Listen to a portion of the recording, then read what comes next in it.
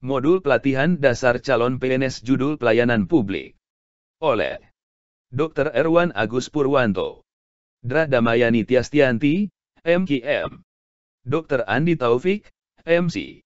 Widhi Novianto, SSOS, MC. Bab 1. Pendahuluan. Latar belakang. Dunia pelayanan tidak dapat dipisahkan dengan kehidupan manusia. Setiap manusia bahkan ketika masih di rahim ibunya sudah mendapatkan pelayanan berupa asupan nutrisi dan doa. Fase selanjutnya adalah setelah cukup waktu untuk lahir ke dunia ia juga mendapatkan pelayanan. Proses melahirkan bagi seorang ibu tentu juga membutuhkan pelayanan, sarana, prasarana transportasi, puskesmas atau rumah sakit, perawat dan dokter. Seiring dengan berjalannya waktu, ia pun tumbuh dan berkembang menjalani kehidupannya dalam menjalankan aktivitas kesehariannya. Manusia tetap mendapatkan pelayanan. Fase selanjutnya, setelah meninggal dunia pun ia masih mendapatkan pelayanan yang spesial hingga ke liang lahat atau proses pemakaman selesai. Karena itu dunia pelayanan merupakan bagian yang tidak dapat dipisahkan dengan kehidupan manusia. Untuk dapat mempertahankan kelangsungan hidupnya, setiap orang, individu, membutuhkan barang dan jasa tertentu, seperti makan, minum, pakaian, sandang, rumah, papan, pendidikan, dan sebagainya. Sesuai dengan derajat urgensinya bagi kelangsungan hidup manusia, berbagai barang dan jasa yang perlu tersedia tersebut dapat diklasifikasikan sebagai kebutuhan primer, sekunder dan tersier.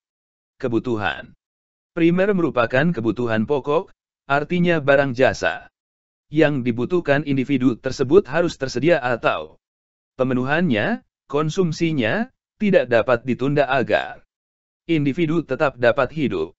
Sedangkan kebutuhan sekunder merupakan jenis barang jasa yang pemenuhannya dapat ditunda karena tidak secara langsung berkaitan dengan upaya mempertahankan kelangsungan hidup individu.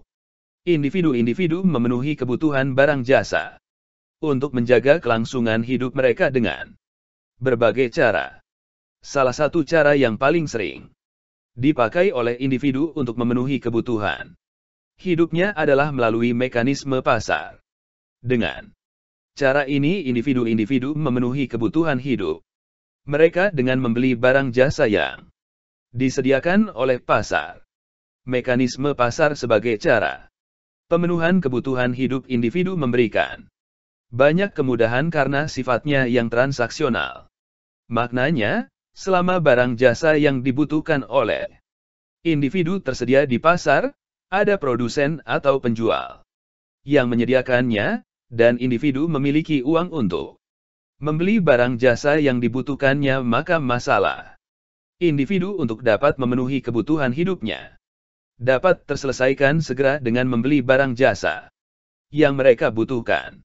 Namun demikian, pemenuhan kebutuhan hidup individu-individu dengan menggunakan mekanisme pasar ternyata tidak selamanya berjalan mulus. Karena berbagai alasan, dalam literatur disebut sebagai kegagalan pasar, mekanisme pasar tidak berjalan dengan baik sehingga produsen tidak mau menyediakan barang jasa yang dibutuhkan oleh individu-individu, karena akan merugikan mereka sebagai produsen. Dalam situasi yang lain individu-individu tidak mungkin membeli barang jasa yang tersedia di pasar karena harganya yang tidak rasional. Dalam kondisi yang demikian individu-individu ini menjadi tidak bisa membeli barang jasa yang mereka butuhkan di pasar, meskipun mereka memiliki uang untuk bertransaksi. Jika barang jasa yang dibutuhkan oleh individu-individu tersebut termasuk kategori barang jasa untuk memenuhi kebutuhan primer, tentu dalam situasi yang demikian mengakibatkan kelangsungan hidup individu-individu tersebut menjadi terancam. Dalam kondisi sebagaimana digambarkan di atas, pertanyaan yang dapat diajukan adalah, siapa yang kemudian bertanggung jawab untuk menyediakan barang dan jasa yang sangat dibutuhkan oleh para individu tersebut. Pada akhirnya negara, pemerintah, yang harus bertanggung jawab menyediakan barang dan jasa yang dibutuhkan oleh para individu atau warga negara. Berbagai kegiatan yang dilakukan oleh pemerintah untuk menyediakan barang jasa yang dibutuhkan oleh warga negara ketika pasar tidak bisa menyediakannya, kemudian memunculkan kegiatan yang disebut sebagai pelayanan publik. Dalam modul ini saudara akan diajak untuk memahami konsep dan prinsip pelayanan publik, pola pikir PNS sebagai pelayan publik, praktik etiket pelayanan publik sebagai kegiatan yang dimaksudkan untuk memenuhi berbagai kebutuhan barang jasa yang diperlukan oleh warga negara untuk menjaga kelangsungan hidupnya. Maka pelayanan publik merupakan kegiatan yang sangat penting sebab kualitas pelayanan publik yang diberikan oleh sebuah negara pada gilirannya akan sangat mempengaruhi kesejahteraan warganya. Kualitas pelayanan publik itu sendiri sangat dipengaruhi oleh banyak hal, seperti kecukupan anggaran, organisasi penyelenggara yang efektif dan efisien, dan di atas itu semua adalah aparatur pemerintah, birokrat, yang cakap untuk memberikan pelayanan bagi seluruh warga negara. B. Deskripsi singkat. Mata pelatihan ini membekali peserta dengan kemampuan untuk memberikan pelayanan publik yang berkualitas melalui konsep dan prinsip pelayanan publik, pola pikir PNS sebagai pelayan publik, dan praktik etiket pelayanan publik. C. Hasil belajar. Setelah mengikuti pembelajaran ini, peserta diharapkan mampu mengaktualisasikan pelayanan publik yang berkualitas sesuai jabatannya kepada masyarakat stakeholder yang dilayaninya. D. Indikator hasil belajar. Setelah mengikuti pembelajaran ini, peserta dapat 1. Menjelaskan konsep dan prinsip pelayanan publik. 2. Menjelaskan pola pikir PNS sebagai pelayan publik. 3. Mempraktikkan etiket pelayanan publik. Materi pokok. Materi pokok mata pelatihan ini adalah sebagai berikut. 1. Konsep dan prinsip pelayanan publik. 2. Pola pikir PNS sebagai pelayan publik. Dan 3. Praktik etiket pelayanan publik. F. Waktu. Alokasi waktu, 4 sesi, 12 JP. Bab 2. Konsep dan prinsip pelayanan publik. A. Indikator keberhasilan. Pembahasan pada bab ini difokuskan pada materi, konsep dan prinsip-prinsip pelayanan publik. Setelah mempelajari seluruh materi pada bab ini, diharapkan saudara dapat 1. Mendeskripsikan pengertian pelayanan publik. 2. Mendeskripsikan jenis barang jasa publik. 3. Mendeskripsikan pelayanan publik dari sederhana menjadi kompleks. 4. Mendeskripsikan prinsip-prinsip pelayanan publik. B. Konsep pelayanan publik. 1. Pengertian pelayanan publik. Untuk menyegarkan pengetahuan peserta mengenai pengertian pelayanan dan pelayanan publik, modul ini menguraikan secara singkat beberapa pengertian pelayanan publik yang dikutip dari para ahli dan pemerintah. Pelayanan publik adalah sebagai segala bentuk kegiatan pelayanan umum yang dilaksanakan oleh instansi pemerintahan di pusat dan daerah, dan di lingkungan BUMN dalam bentuk barang dan atau jasa, baik dalam pemenuhan kebutuhan masyarakat. Lembaga Administrasi Negara, 1998.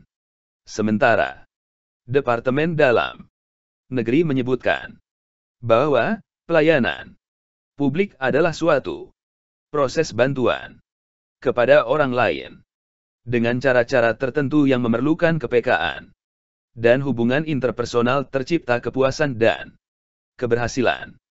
Setiap pelayanan menghasilkan produk, baik berupa barang dan jasa. Pengembangan Kelembagaan Pelayanan Terpadu Satu Pintu, 2004. Sedangkan definisi yang saat ini menjadi rujukan utama dalam penyelenggaraan pelayanan publik sebagaimana termuat dalam Undang-Undang Nomor 25 Tahun 2009 Tentang pelayanan publik, dijelaskan bahwa pelayanan publik adalah kegiatan atau rangkaian kegiatan dalam rangka pemenuhan kebutuhan pelayanan sesuai dengan peraturan perundang-undangan bagi setiap warga negara dan penduduk atas barang, jasa, dan atau pelayanan administratif yang disediakan oleh penyelenggara pelayanan publik. Siklus pelayanan itu sendiri menurut Aimanto, 2002, adalah sebuah rangkaian peristiwa yang dilalui pelanggan sewaktu menikmati atau menerima layanan yang diberikan. Dikatakan bahwa siklus layanan dimulai pada saat konsumen mengadakan kontak pertama kali dengan service delivery system dan dilanjutkan dengan kontak-kontak berikutnya sampai dengan selesai jasa tersebut diberikan. Beberapa definisi lain dari pelayanan publik yang banyak digunakan dalam adalah Alovelok, Christopher H. 1991-7, mengatakan bahwa servis adalah produk yang tidak berwujud, berlangsung sebentar dan dirasakan atau dialami. Artinya servis merupakan produk yang tidak ada wujud atau bentuknya sehingga tidak ada bentuk yang dapat dimiliki dan berlangsung sesaat atau tidak tahan lama, tetapi dialami dan dapat dirasakan oleh penerima layanan. B. David M. C. Kevitt, dalam bukunya Managing Core Public Services, 1998, membahas secara spesifik mengenai inti pelayanan publik yang menjadi tugas pemerintah dan pemerintah daerah, menyatakan bahwa core public services may be defined as those services which are important for the protection and promotion of citizen well-being, but are in areas where the market is incapable of reaching or even approaching a socially optimal state. Health, education, welfare and security provide the most obvious best known example. Dari beberapa pengertian pelayanan publik yang diuraikan tersebut, maka pelayanan publik dapat disimpulkan sebagai pemberian layanan atau melayani keperluan orang atau masyarakat dan atau organisasi lain yang mempunyai kepentingan pada organisasi itu, sesuai dengan aturan pokok dan tata cara yang ditentukan dan ditujukan untuk memberikan kepuasan kepada penerima pelayanan. Dengan demikian, terdapat 3 unsur penting dalam pelayanan publik, yaitu unsur pertama adalah organisasi penyelenggara pelayanan publik, unsur kedua adalah penerima layanan, pelanggan, yaitu orang, masyarakat atau organisasi yang berkepentingan, dan unsur ketiga adalah kepuasan yang diberikan dan atau diterima oleh penerima layanan, pelanggan. 2 jenis barang jasa. Selain dengan pendekatan sebagaimana dijelaskan di atas, para ahli menggunakan pendekatan cara individu mengkonsumsi barang jasa yang mereka butuhkan dan implikasinya pada individu yang lain dalam membedakan mana yang disebut sebagai barang jasa publik dan barang jasa privat.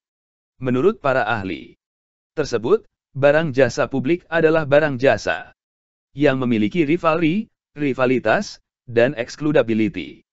Excludabilitas yang rendah, rivalitas yang rendah. Maknanya adalah barang jasa tertentu yang telah dikonsumsi, digunakan oleh seorang individu tidak akan habis dan masih akan dapat digunakan oleh individu yang lain, tanpa mengurangi manfaat dari barang jasa tersebut serta kepuasan individu yang menggunakannya kemudian. Sedangkan eksludabilitas yang rendah maknanya, produsen atau pemilik barang jasa tersebut sulit untuk melakukan upaya guna mencegah banyak orang untuk dapat menikmati barang jasa yang dihasilkannya, sebab biaya untuk mencegah individu-individu lain tidak dapat menikmati barang jasa yang mereka hasilkan jauh lebih mahal dibanding keuntungan yang akan mereka peroleh. Jika ada barang jasa yang memenuhi 2 karakteristik tersebut, maka kemudian disebut sebagai barang jasa publik. Dengan kata lain, barang jasa publik dapat dikonsumsi secara bersama-sama, joint consumption. Kebalikannya, barang jasa yang memiliki ciri-ciri tingkat eksklusivitas dan rivalitas yang tinggi, maka barang jasa tersebut dimasukkan dalam kategori sebagai barang jasa privat. Cara konsumsi yang demikian disebut sebagai individual consumption. Di antara dua jenis barang jasa tersebut, ada barang jasa yang kita sebut sebagai barang jasa semi privat, yaitu barang jasa yang memiliki karakter tingkat eksklusivitas tinggi tetapi rivalitasnya rendah. Sedang barang jasa yang eksklusivitasnya rendah tapi rivalitasnya tinggi kita sebut sebagai barang jasa semi publik. Para ahli lain juga mengatakan bahwa suatu barang jasa dapat disebut sebagai barang jasa publik ketika, karena kepentingan strategis di masa yang akan datang, negara memutuskan suatu jenis barang jasa tertentu sebagai barang jasa publik. Dengan demikian, meskipun menurut berbagai klasifikasi sebagaimana telah dipaparkan di depan, suatu barang jasa termasuk sebagai kategori barang jasa privat, barang jasa tersebut bisa menjadi barang jasa publik ketika keputusan politik mengubahnya. Contohnya, pendidikan di masa lalu dianggap sebagai barang privat sehingga setiap individu harus memenuhi kebutuhan pelayanan pendidikan dengan biaya sendiri dari penyelenggara pelayanan pendidikan, baik swasta maupun pemerintah. Namun demikian, seiring berjalannya waktu, pemerintah menganggap pendidikan sebagai hal yang penting untuk masa depan pembangunan bangsa, sehingga diputuskan bahwa pendidikan dijadikan sebagai barang publik dengan memberikan subsidi terhadap biaya yang harus dibayar individu untuk memperoleh layanan pendidikan. Bahkan pemerintah membebaskan biaya pelayanan pendidikan untuk jenjang pendidikan dasar sampai menengah melalui program wajib belajar, wajar, 9 tahun. Contoh lain dari pergeseran barang privat menjadi barang publik adalah keterbukaan informasi. Informasi terkait kepemilikan kekayaan pribadi pada mulanya merupakan hal pribadi yang tidak perlu diketahui oleh banyak pihak, namun kondisi menjadi perubahan apabila pribadi seseorang mengalami pergeseran posisi dari seorang pegawai biasa, pengusaha, bahkan rakyat jelata, ketika yang bersangkutan bergeser posisi menjadi pejabat negara, maka informasi harta kekayaan menjadi kewajiban untuk dilaporkan, bahkan dipublikasikan ke masyarakat umum. Di sisi lain, terdapat pula kasus informasi publik yang menjadi ranah pribadi, dianggap informasi pribadi, seperti misalnya informasi terkait perubahan kebijakan dalam penyelenggaraan pemerintahan, pelayanan, atau informasi terkait adanya lowongan beasiswa, yang seharusnya terinformasikan ke publik tetapi hanya disimpan sendiri. Kasus yang terakhir merupakan pergeseran antara publik ke privat namun tidak dapat dibenarkan. 3. Pelayanan publik dari sederhana menjadi kompleks. Sebagaimana telah saudara pelajari pada kegiatan belajar sebelumnya, adanya fenomena barang publik menuntut kehadiran negara untuk menyediakan berbagai barang jasa yang dibutuhkan oleh masyarakat. Negara dalam hal ini juga bisa dipahami sebagai aksi kolektif, ketika seluruh warga negara, baik secara langsung maupun melalui wakil mereka yang duduk di kursi parlemen, mencari solusi atas kegagalan upaya individual dalam memenuhi kebutuhan barang jasa yang mereka butuhkan. Melihat 3 alasan yang menyebabkan munculnya barang jasa publik tersebut, maka saudara dapat menduga bahwa jenis barang jasa yang dapat dikategorikan sebagai barang jasa publik memiliki spektrum yang sangat luas, yaitu dari jenis barang jasa yang dapat dikategorikan sebagai barang publik murni, pure public goods, sampai barang jasa yang sebenarnya masuk kategori sebagai barang privat, private goods. Adanya fenomena barang jasa publik menuntut kehadiran pemerintah untuk bertanggung jawab Menyediakan barang jasa publik yang dibutuhkan oleh masyarakat tersebut dalam bentuk pelayanan publik. Namun demikian karena luasnya spektrum yang disebut sebagai barang jasa publik tersebut, maka tidak mengherankan jika tidak selalu mudah mendefinisikan apa yang disebut pelayanan publik. Gambar 2 berikut ini menunjukkan luasnya spektrum pelayanan publik karena munculnya fenomena barang jasa publik. Gambar tersebut menunjukkan bahwa di ujung kiri adalah barang jasa publik yang murni yang memiliki ciri-ciri tidak dapat diproduksi oleh sektor swasta karena adanya free rider problem, non-rivalry, dan non-excludable, serta cara mengkonsumsinya dapat dilakukan secara kolektif. Semakin ke kanan, karakteristik barang jasa tersebut semakin mendekati barang privat yang memiliki ciri-ciri yang berkebalikan dengan barang jasa publik yang murni. Di masa yang lalu, para ilmuwan mendefinisikan pelayanan publik sebagai semua jenis pelayanan yang diselenggarakan oleh pemerintah.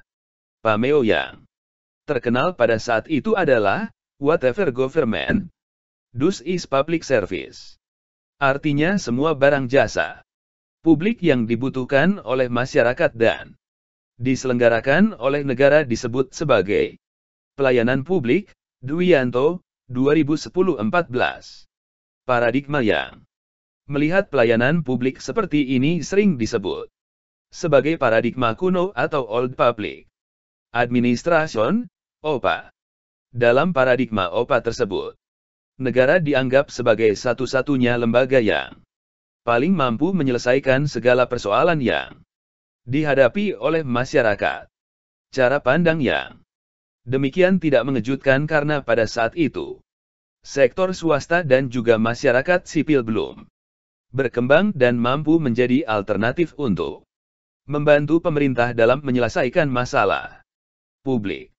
Perkembangan paradigma pelayanan publik yang sudah mulai memunculkan peran swasta dalam menyediakan pelayanan publik terjadi pada masa New Public Management, NPM.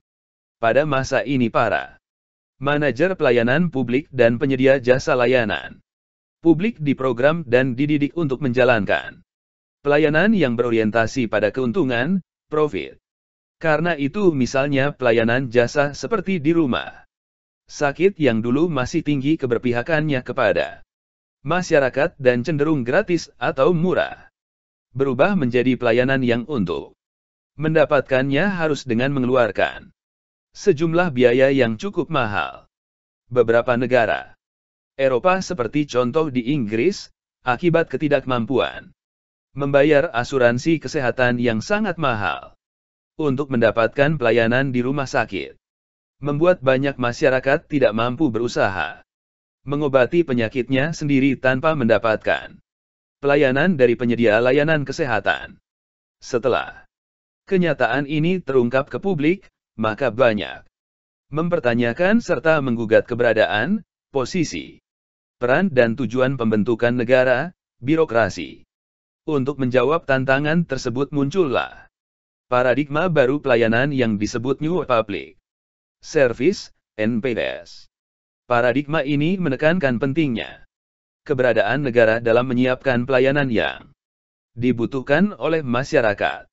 Negara ada dan menunjukkan eksistensi dan keberpihakan terhadap penyediaan layanan dasar bagi masyarakatnya.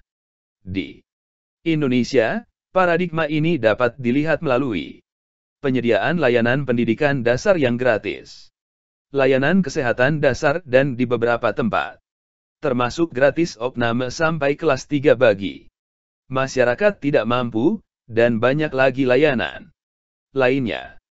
Semuanya untuk menunjukkan eksistensi negara dalam melayani masyarakat. Perkembangan perubahan paradigma pelayanan dari Old Public Administration, OPA, kemudian berubah menjadi New Public Management, NPM, dan seterusnya menjadi New Public Service, NPS, dapat dilihat pada gambar 3. Dalam definisi yang lebih sempit lagi, pelayanan publik bahkan seringkali disalahpahami sebagai pelayanan administratif yang diselenggarakan oleh pemerintah. terkait dengan pelaksanaan undang-undang atau peraturan yang dalam klasifikasi RIPLI 1985 masuk dalam ranah protektif regulatori polisi, kebijakan protektif, dan kompetitif regulatori polisi, kebijakan kompetitif. Kebijakan protektif dibuat oleh pemerintah dengan cara membatasi ruang gerak individu agar tidak merugikan individu yang lain, sementara itu kebijakan kompetitif mengatur kompetisi di antara sektor swasta agar cara kerja mereka tidak merugikan masyarakat sebagai konsumen. Instrumen untuk mewujudkan tujuan melindungi warga negara dari perilaku warga negara yang lain maka dilakukan oleh pemerintah dengan membuat peraturan tentang perizinan, lisensi, pemberian sertifikat, pemberian akte, dan lain-lain. Dengan aturan tersebut, maka seorang warga negara tidak dapat melakukan suatu aktivitas, misalnya membuka usaha, sebelum pemerintah memberikan izin usaha. Izin usaha tersebut di dalamnya terkandung dimensi perlindungan terhadap warga yang lain sebab sebelum pemerintah memberikan izin usaha maka instansi pemberi izin akan melakukan evaluasi terhadap kelayakan usaha dari berbagai segi. Misalnya mengganggu ketertiban umum atau tidak. Peralatan yang dipakai memenuhi syarat keamanan kerja atau tidak, jika menghasilkan limbah apakah sudah ada rencana pengolahan limbah, dan seterusnya. Karena berbagai peraturan yang dikeluarkan pemerintah untuk memberikan perlindungan terhadap warganya, maka konsekuensinya pemerintah harus memberikan pelayanan administratif terhadap warga yang membutuhkan pelayanan perizinan tersebut.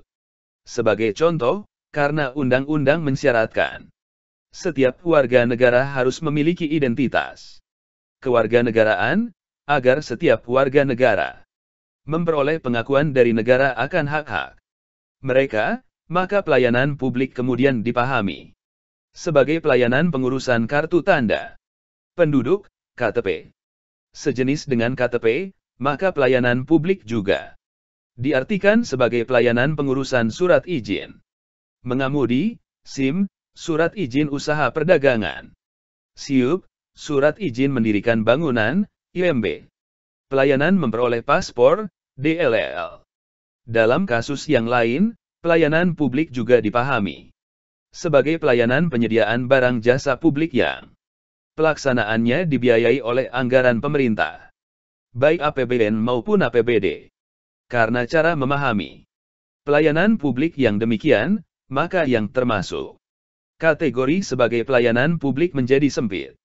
Bahkan, dalam Undang-Undang No. 25 Tahun 2009 tentang pelayanan publik, definisi tentang pelayanan publik yang oleh pemerintah cenderung lebih sempit lagi.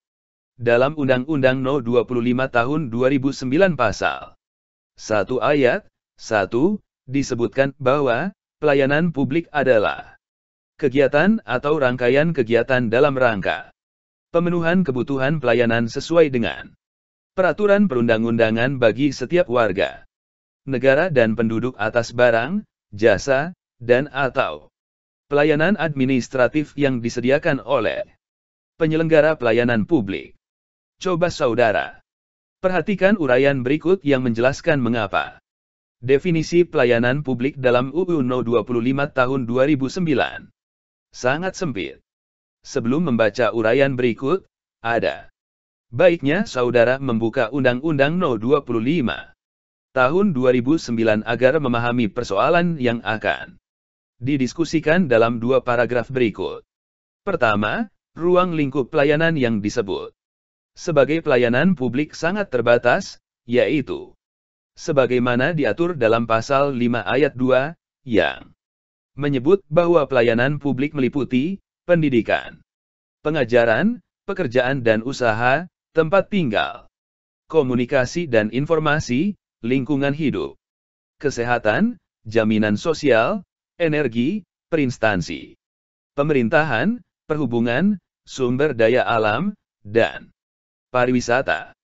Padahal, sebagaimana diatur dalam Undang-Undang Dasar 1945, hasil amandemen. Keempat, terdapat beberapa jenis pelayanan publik yang dijanjikan oleh negara dan wajib diberikan kepada warganya. Jenis pelayanan tersebut meliputi bidang hukum, lapangan kerja, politik, keamanan, agama, sosial, pendidikan, pekerjaan, administrasi, perumahan, komunikasi, perumahan, asuransi jiwa dan kesehatan, perlindungan hak asasi manusia, pendidikan, dan ekonomi. Kedua, bentuk kegiatan pelayanan publik. Sebagaimana diatur dalam pasal 5 ayat 3 dan 4. Juga sangat sempit karena pelayanan kebutuhan barang publik bagi masyarakat hanya diartikan sebagai pengadaan barang jasa di instansi pemerintah. Padahal, sebagaimana diuraikan di depan, yang disebut sebagai barang publik memiliki cakupan yang sangat luas, tidak hanya terbatas pada kegiatan pengadaan barang dan jasa oleh pemerintah saja, melainkan semua barang yang dibutuhkan oleh masyarakat karena amanat konstitusi yang pengadaannya bisa saja dilakukan oleh sektor swasta yang manfaatnya dapat dinikmati oleh masyarakat. Kotak 1. Hak warga negara terhadap pelayanan publik.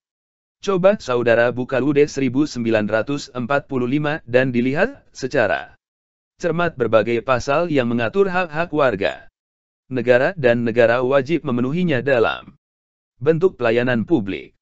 Pasal-pasal tersebut mulai dari pasal 27-34. Dengan adanya berbagai kelemahan yang dilakukan oleh para ahli terdahulu dan juga yang dilakukan oleh pemerintah dalam mengatur apa yang disebut sebagai pelayanan publik, maka kita perlu mendefinisikan kembali pelayanan publik secara lebih tepat. Untuk mengatasi kelemahan-kelemahan definisi pelayanan publik yang ada selama ini, Dwianto 2010-21 menawarkan alternatif definisi pelayanan publik sebagai semua jenis pelayanan untuk menyediakan barang jasa yang dibutuhkan oleh diskusi masyarakat yang memenuhi kriteria, yaitu merupakan jenis barang atau jasa yang memiliki eksternalitas tinggi dan sangat diperlukan masyarakat serta penyediaannya terkait dengan upaya mewujudkan tujuan bersama yang tercantum dalam konstitusi maupun dokumen perencanaan pemerintah, baik dalam rangka memenuhi hak dan kebutuhan dasar warga, mencapai tujuan strategis pemerintah, dan memenuhi komitmen dunia internasional. Bahkan, dalam penjelasan lebih lanjut Dwianto, hal 22 mengatakan bahwa dari segi mekanisme penyediaannya pelayanan publik tersebut tidak harus dilakukan oleh pemerintah sendiri, akan tetapi dapat dilakukan oleh sektor swasta, mekanisme pasar. Justru, dengan definisi tersebut, aktivitas pemerintah dalam bentuk apapun, meskipun dibiayai APBN maupun APBD, mestinya tidak dimasukkan sebagai pelayanan publik ketika tidak memenuhi kriteria di atas, yaitu pelayanan untuk memenuhi kebutuhan barang jasa publik, memenuhi kebutuhan dan hak dasar warga negara, merupakan kewajiban pemerintah dan negara, dan hal tersebut menjadi komitmen nasional untuk mencapai tujuan-tujuan strategis di masa yang akan datang. Kotak 2 pelayanan publik bukan dicirikan dari sumber pembiayaannya saja. Coba saudara identifikasi kegiatan pemerintah yang dibiayai APBN maupun APBD yang tidak termasuk sebagai pelayanan publik. Dengan penjelasan tersebut, meskipun dilihat dari lembaganya, penyedia layanan publik dapat dilakukan oleh pemerintah maupun sektor swasta. Namun demikian, kita sudah semestinya tidak perlu bingung membedakan antara pelayanan publik dengan pelayanan privat. Bagi aparatur sipil negara (ASN), kebingungan tersebut akan sangat merugikan masyarakat karena saudara sebagai ASN di masa yang akan datang memiliki kewenangan mengatur lingkup pelayanan publik. Apabila tidak memiliki pemahaman yang baik, maka akibatnya saudara akan membuat undang-undang Diskusi yang tidak mampu menyelesaikan persoalan nyata yang sedang dihadapi oleh masyarakat dalam hal perlunya memperoleh pelayanan publik yang lebih baik, agar memiliki pegangan yang kuat dalam membedakan mana pelayanan publik dan mana pelayanan privat, sehingga tidak mengulang kesalahan dalam perumusan Undang-Undang Pelayanan Publik sebagaimana terjadi saat ini. Berikut saudara diberikan ringkasan yang dapat dijadikan panduan untuk membedakan pelayanan publik dibanding pelayanan privat, dengan menggunakan 3 kriteria sebagaimana telah didiskusikan di kegiatan belajar 1, bahwa barang jasa publik dapat dilihat dari 3 kriteria, yaitu 1. Siapa penyedianya, pemerintah versus swasta, 2. Bagaimana cara mengkonsumsinya, kolektif versus individual, dan 3. Strategis tidaknya terhadap perwujudan visi dan misi suatu bangsa di masa yang akan datang, strategis versus non-strategis, maka tabel 2 secara gamblang menjelaskan ciri-ciri pelayanan publik versus pelayanan privat sebagai upaya untuk memberikan pelayanan kepada masyarakat terhadap kebutuhan barang jasa publik. Dengan mencermati tabel 2 tersebut diharapkan saudara saat ini tidak mengalami kebingungan lagi dalam mendefinisikan pelayanan publik. C. Prinsip-prinsip pelayanan publik. Setelah mempelajari materi ini diharapkan saudara memahami bagaimana seorang ASN yang berada di garis depan dalam memberikan pelayanan publik bagi masyarakat dan saudara sebagai ASN yang baru akan memulai perubahan dengan mempraktikkan prinsip-prinsip pelayanan yang sudah saudara pelajari tersebut. Para pakar administrasi publik menjelaskan bahwa ada banyak prinsip yang perlu dipenuhi agar pelayanan publik dapat diselenggarakan lebih baik. Namun demikian, sebelum kita mendiskusikan bagaimana prinsip-prinsip penyelenggaraan pelayanan publik yang baik, sebagai seorang ASN saudara perlu memahami berbagai hal yang menjadi fundamen pelayanan publik. Selain hal-hal yang mendasar yang perlu dijadikan pegangan dalam memberikan pelayanan publik, saudara sebagai seorang ASN perlu mengetahui bahwa pelayanan publik yang baik juga didasarkan pada prinsip-prinsip yang digunakan untuk merespon berbagai kelemahan yang melekat pada tubuh birokrasi. Berbagai literatur administrasi publik menyebut bahwa prinsip pelayanan publik yang baik untuk mewujudkan pelayanan prima adalah 1. Partisipatif. Dalam penyelenggaraan pelayanan publik yang dibutuhkan masyarakat, pemerintah perlu melibatkan masyarakat dalam merencanakan, melaksanakan, dan mengevaluasi hasilnya. 2. Transparan. Dalam penyelenggaraan pelayanan publik, pemerintah sebagai penyelenggara pelayanan publik harus menyediakan akses bagi warga negara untuk mengetahui segala hal yang terkait dengan pelayanan publik yang diselenggarakan tersebut, seperti persyaratan, prosedur, biaya, dan sejenisnya. Masyarakat juga harus diberi akses yang sebesar-besarnya untuk mempertanyakan dan menyampaikan pengaduan apabila mereka merasa tidak puas dengan pelayanan publik yang diselenggarakan oleh pemerintah. 3. Responsif. Dalam penyelenggaraan pelayanan publik, pemerintah wajib mendengar dan memenuhi tuntutan kebutuhan warga negaranya. Tidak hanya terkait dengan bentuk dan jenis pelayanan publik yang mereka butuhkan, akan tetapi juga terkait dengan mekanisme penyelenggaraan layanan, jam pelayanan, prosedur, dan biaya penyelenggaraan pelayanan. Sebagai klien masyarakat, birokrasi wajib mendengarkan aspirasi dan keinginan masyarakat yang menduduki posisi sebagai agen. 4. Tidak diskriminatif. Pelayanan publik yang diselenggarakan oleh pemerintah tidak boleh dibedakan antara satu warga negara dengan warga negara yang lain atas dasar perbedaan identitas warga negara, seperti status sosial, pandangan politik, etnisitas, agama, profesi, jenis kelamin atau orientasi seksual, difabel, dan sejenisnya. 5. mudah dan murah. Penyelenggaraan pelayanan publik di mana masyarakat harus memenuhi berbagai persyaratan dan membayar fee untuk memperoleh layanan yang mereka butuhkan harus diterapkan prinsip mudah, artinya berbagai persyaratan yang dibutuhkan tersebut masuk akal dan mudah untuk dipenuhi. Murah dalam arti biaya yang dibutuhkan oleh masyarakat untuk mendapatkan layanan tersebut terjangkau oleh seluruh warga negara. Hal ini perlu ditekankan karena pelayanan publik yang diselenggarakan oleh pemerintah tidak dimaksudkan untuk mencari keuntungan, melainkan untuk memenuhi mandat konstitusi.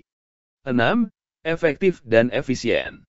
Penyelenggaraan pelayan publik harus mampu mewujudkan tujuan-tujuan yang hendak dicapainya untuk melaksanakan mandat konstitusi dan mencapai tujuan-tujuan strategis negara dalam jangka panjang, dan cara mewujudkan tujuan tersebut dilakukan dengan prosedur yang sederhana, tenaga kerja yang sedikit, dan biaya yang murah. 7. Aksesibel. Pelayanan publik yang diselenggarakan oleh pemerintah harus dapat dijangkau oleh warga negara yang membutuhkan dalam arti fisik, dekat, terjangkau dengan kendaraan publik, mudah dilihat, gampang ditemukan, dan lain-lain, dan dapat dijangkau. Dalam arti non-fisik yang terkait dengan biaya dan persyaratan yang harus dipenuhi oleh masyarakat untuk mendapatkan layanan tersebut. 8. Akuntabel. Penyelenggaraan pelayanan publik dilakukan dengan menggunakan fasilitas dan sumber daya manusia yang dibiayai oleh warga negara melalui pajak yang mereka bayar. Oleh karena itu semua bentuk penyelenggaraan pelayanan publik harus dapat dipertanggungjawabkan secara terbuka kepada masyarakat. Pertanggungjawaban di sini tidak hanya secara formal kepada atasan, pejabat atau unit organisasi yang lebih tinggi secara vertikal, akan tetapi yang lebih penting harus dipertanggungjawabkan secara terbuka kepada masyarakat luas melalui media publik, baik cetak maupun elektronik. Mekanisme pertanggungjawaban yang demikian sering disebut sebagai social accountability. 9. Berkeadilan. Penyelenggaraan pelayanan publik yang dilakukan oleh pemerintah memiliki berbagai tujuan. Salah satu tujuan yang penting adalah melindungi warga negara dari praktik buruk yang dilakukan oleh warga negara yang lain. Oleh karena itu, penyelenggaraan pelayanan publik harus dapat dijadikan sebagai alat melindungi kelompok rentan dan mampu menghadirkan rasa keadilan bagi kelompok lemah ketika berhadapan dengan kelompok yang kuat. Rangkuman Undang-Undang Nomor 25 Tahun 2009 tentang Pelayanan Publik menyatakan bahwa pelayanan publik adalah kegiatan atau rangkaian kegiatan dalam rangka pemenuhan kebutuhan pelayanan sesuai dengan peraturan perundang-undangan bagi setiap warga negara dan penduduk atas barang, jasa, dan atau pelayanan administratif yang disediakan oleh penyelenggara pelayanan publik. 3 unsur penting dalam pelayanan publik, yaitu pertama, organisasi penyelenggara pelayanan publik, kedua, penerima layanan, pelanggan, yaitu orang, masyarakat atau organisasi yang berkepentingan, dan ketiga, kepuasan yang diberikan dan atau diterima oleh penerima layanan. Pelanggan. Barang jasa publik adalah barang jasa yang memiliki rivalry, rivalitas, dan eksklusivilitas yang rendah. Barang jasa publik yang murni yang memiliki ciri-ciri tidak dapat diproduksi oleh sektor swasta karena adanya free rider problem, non-rivalry, dan non-excludable, serta cara mengkonsumsinya dapat dilakukan secara kolektif. Perkembangan paradigma pelayanan, Old Public Admini. 10. Mengapa istilah pelayanan publik dalam Undang-Undang No. 25 Tahun 2009 disebut definisi yang sangat sempit? 11. Diskusikan bagaimana saudara sebagai seorang ASN dapat berkontribusi dalam memperbaiki kualitas pelayanan publik. 13. Sebut dan jelaskan prinsip-prinsip pelayanan publik yang baik. Bab 3. Pola pikir ASN sebagai pelayan publik. A. Indikator keberhasilan. Pembahasan pada bab ini difokuskan pada materi pola pikir ASN sebagai pelayanan publik. Setelah mempelajari seluruh materi pada bab ini, diharapkan saudara dapat 1. Mendeskripsikan pola pikir ASN dalam pelayanan publik. 2. Memberi contoh pola pikir ASN pelayanan publik. B. Pola pikir ASN sebagai pelayanan publik. Apa yang akan saudara lakukan sebagai seorang ASN? Dengan mengetahui kurang baiknya kualitas pelayanan publik di Indonesia. Apakah hanya akan saudara biarkan saja, diam saja, atau justru akan larut dalam kondisi birokrasi yang patologis di mana saudara bekerja? Atau saudara sebagai seorang ASN baru yang dididik dan dibesarkan dalam suasana demokratis dan penuh idealisme kemudian bertekad untuk melakukan perbaikan? Kami semua sangat yakin saudara akan memilih jalan sulit untuk berkontribusi memperbaiki birokrasi di Indonesia yang bertugas untuk menyelenggarakan pelayanan publik di Indonesia. Apabila saudara sebagai ASN harus berkontribusi dalam memperbaiki kualitas pelayanan publik, lantas bagaimana cara kita agar dapat berkontribusi dalam memperbaiki pelayanan publik?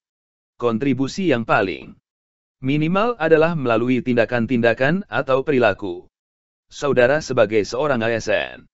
Sebagai seorang ASN tentu saudara akan terlibat, baik langsung maupun tidak langsung, dalam penyelenggaraan pelayanan publik. Dengan demikian tindakan dan perilaku saudara sebagai ASN yang baik akan sangat mempengaruhi upaya perbaikan kualitas pelayanan publik. Kesadaran seluruh anggota ASN untuk memberikan kontribusi terhadap upaya perbaikan kualitas pelayanan publik di Indonesia akan memiliki implikasi strategis jangka panjang yang penting bagi upaya untuk mengubah kinerja birokrasi dalam memberikan pelayanan publik. Mengapa demikian? Hal ini secara sederhana dapat dijelaskan dengan logika berikut. Kalau seluruh anggota ASN memiliki niat yang sama, maka agregat dari individu tersebut akan sangat dahsyat. Saudara bisa membayangkan apabila seluruh ASN yang saat ini berjumlah sekitar 4,7 juta orang melakukan hal yang sama, maka perubahan kualitas pelayanan publik yang kita cita-citakan akan terwujud. Lantas bagaimana sebagai seorang ASN dapat berkontribusi dalam memperbaiki kualitas pelayanan publik? Untuk dapat berkontribusi dalam melakukan perubahan, saudara harus mengenal prinsip-prinsip pelayanan publik yang baik yang dianjurkan oleh literatur administrasi publik maupun best practices yang telah mempraktikkan dan memiliki pelayanan publik yang baik. Apa prinsip-prinsip pelayanan publik yang baik? Prinsip-prinsip tersebut tentu saja yang dapat digunakan untuk memperbaiki berbagai penyakit yang mendera birokrasi publik di Indonesia sebagaimana sudah saudara pelajari di kegiatan belajar sebelumnya. Sebelum kita mendiskusikan pola pikir ASN sebagai pelayanan publik, sebagai seorang ASN saudara perlu memahami berbagai hal yang menjadi fundamen pelayanan publik. 1. Pelayanan publik merupakan hak warga negara sebagai amanat konstitusi. Dengan demikian, menjadi kewajiban pemerintah untuk menyelenggarakannya, baik dilakukan sendiri, oleh birokrasi pemerintah, maupun bekerja sama dengan sektor swasta. 2. Pelayanan publik diselenggarakan dengan pajak yang dibayar oleh warga negara. Artinya, para birokrat penyelenggara pelayanan publik harus paham bahwa semua fasilitas yang mereka nikmati, gedung, peralatan, gaji bagi ASN, protokoler, DSB, dibayar dengan pajak yang dibayarkan oleh warga negara. Oleh karena itu, saudara sebagai ASN harus paham bahwa warga negara adalah agen, tuan, dan saudara adalah klien, pelayan. Konsekuensinya, saudara, sebagai ASN yang harus mengikuti kehendak masyarakat pengguna layanan, bukan sebaliknya. Masyarakat yang harus mengikuti kehendak saudara. 3. Pelayanan publik diselenggarakan dengan tujuan untuk mencapai hal-hal yang strategis bagi kemajuan bangsa di masa yang akan datang. Karena sifatnya yang demikian, sebagai seorang ASN saudara harus paham bahwa kegagalan dalam berkontribusi untuk menyelenggarakan pelayanan publik yang berkualitas akan berakibat pada kegagalan kita sebagai bangsa dalam mewujudkan cita-cita bersama. Dalam konteks dunia yang dihadapkan pada tantangan globalisasi, maka kegagalan saudara sebagai ASN dalam membantu mewujudkan kualitas pelayanan publik yang baik juga berarti berdampak pada kegagalan Indonesia dalam memenangkan pertarungan memperebutkan supremasi globalisasi. Jika ini terjadi, masa dengan bangsa Indonesia menjadi taruhannya. 4. Pelayanan publik memiliki fungsi tidak hanya memenuhi kebutuhan-kebutuhan dasar warga negara sebagai manusia, akan tetapi juga berfungsi untuk memberikan perlindungan bagi warga negara, proteksi. Coba saudara bayangkan, ketika pemerintah tidak memberikan pelayanan yang baik untuk memberikan perlindungan kepada warga negaranya, masyarakat menjadi korban. Main hakim sendiri karena polisi tidak hadir.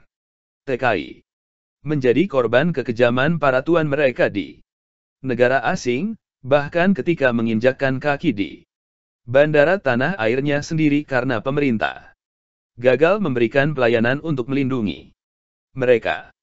Dan banyak contoh lagi penderitaan warga negara ketika pemerintah gagal menyelenggarakan pelayanan publik yang baik. 4 hal pokok yang menjadi dasar penyelenggaraan pelayanan publik di Indonesia tersebut perlu saudara pahami betul sebagai seorang ASN. Dengan memahami 4 hal pokok tersebut, maka diharapkan saudara akan memposisikan diri saudara secara tepat ketika berhadapan dengan warga yang membutuhkan pelayanan publik. Mulai saat ini, saudara diharapkan paham bahwa warga negara yang membutuhkan pelayanan publik perlu saudara layani dengan baik karena 1. Mereka adalah pembayar pajak yang membiayai kegiatan pelayanan publik, dan 2. Dia adalah tuan saudara karena mereka yang menyediakan semua fasilitas kerja dan gaji yang saudara terima tiap bulannya dalam rangka mencapai tujuan nasional sebagaimana tercantum dalam alinea keempat pembukaan Undang-Undang Dasar Negara Republik Indonesia tahun 1945. UUD 1945, diperlukan ASN yang memiliki pola pikir sebagai pelayanan publik profesional, bebas dari intervensi politik, bersih dari praktik korupsi, kolusi, dan nepotisme, mampu menyelenggarakan pelayanan publik bagi masyarakat dan mampu menjalankan peran sebagai perekat persatuan dan kesatuan bangsa berdasarkan Pancasila dan UUD 1945. Tujuan nasional seperti tercantum dalam pembukaan UUD 1945 adalah melindungi segenap bangsa Indonesia dan seluruh tumpah darah Indonesia, memajukan kesejahteraan umum, mencerdaskan kehidupan bangsa, dan ikut melaksanakan ketertiban dunia yang berdasarkan kemerdekaan, perdamaian abadi, dan keadilan sosial. Untuk mewujudkan tujuan nasional, dibutuhkan pegawai ASN. Pegawai ASN diserahi tugas untuk melaksanakan tugas pelayanan publik, tugas pemerintahan, dan tugas pembangunan tertentu. Tugas pelayanan publik dilakukan dengan memberikan pelayanan atas barang, jasa, dan atau pelayanan administratif yang disediakan pegawai ASN. Adapun tugas pemerintahan dilaksanakan dalam rangka penyelenggaraan fungsi umum pemerintahan yang meliputi pendayagunaan kelembagaan, kepegawaian, dan ketatalaksanaan. Sedangkan dalam rangka pelaksanaan tugas pembangunan tertentu dilakukan melalui pembangunan bangsa, cultural and political development, serta melalui pembangunan ekonomi dan sosial, economic and social development, yang diarahkan meningkatkan kesejahteraan dan kemakmuran seluruh masyarakat, sebagaimana diatur dalam Undang-Undang Aparatur Sipil Negara, ASN sebagai profesi berlandaskan pada prinsip sebagai berikut. A. Nilai dasar. B. Kode etik dan kode perilaku. C. Komitmen, integritas moral, dan tanggung jawab pada pelayanan publik. D. Kompetensi yang diperlukan sesuai dengan bidang tugas. E. Kualifikasi akademik. F. Jaminan perlindungan hukum dalam melaksanakan tugas, dan G. Profesionalitas jabatan. ASN berperan sebagai perencana, pelaksana, dan pengawas penyelenggaraan tugas umum pemerintahan dan pembangunan nasional melalui pelaksanaan kebijakan dan pelayanan publik yang profesional, bebas dari intervensi politik, serta bersih dari praktik korupsi, kolusi, dan nepotisme. Sebagai ASN tentu saudara akan terlibat dalam penyelenggaraan pelayanan publik. Kesadaran seluruh anggota ASN untuk memperbaiki kualitas pelayanan publik di Indonesia berimplikasi pada perbaikan birokrasi. Birokrasi sebagai penyelenggara pelayanan publik. Yang selanjutnya disebut penyelenggara adalah setiap institusi penyelenggara negara. Aktor lain sebagai penyelenggara pelayanan publik adalah korporasi, lembaga independen yang dibentuk berdasarkan undang-undang untuk kegiatan pelayanan publik, dan badan hukum lain yang dibentuk semata-mata untuk kegiatan pelayanan publik, pasal 1 ayat 2, UU No. 25, tahun 2009. Sayangnya, birokrasi yang selama ini dianggap lebih efektif dan lebih efisien dalam mengelola urusan publik dibanding bentuk organisasi yang ada sebelumnya. Bukannya tanpa kelemahan. Berbagai ahli menjelaskan problem yang menjerat birokrasi tersebut sebagai patologi birokrasi. Bentuk-bentuk patologi birokrasi tersebut antara lain 1. Penggelembungan organisasi. Birokrasi yang dirancang untuk memberikan pelayanan publik secara efektif dan efisien cenderung untuk memperbesar struktur dan juga merekrut lebih banyak anggota. Hal ini terjadi karena besarnya ukuran akan berpengaruh terhadap kewenangan yang dimiliki oleh pimpinan birokrasi dan besaran sumber daya keuangan yang dikontrol. Penggelembungan birokrasi yang seperti ini dalam literatur juga disebut sebagai Parkinsonian birokrasi. Nama tersebut merujuk pada penulis gagasan tersebut, yaitu Cyril Northcote Parkinson, 1958, dalam bukunya yang berjudul Parkinson's Law, The Pursuit of Progress. Dalam buku tersebut Parkinson mempostulatkan bahwa pertumbuhan birokrasi membengkak sebesar 5,7% setiap tahunnya. 2. Duplikasi tugas dan fungsi.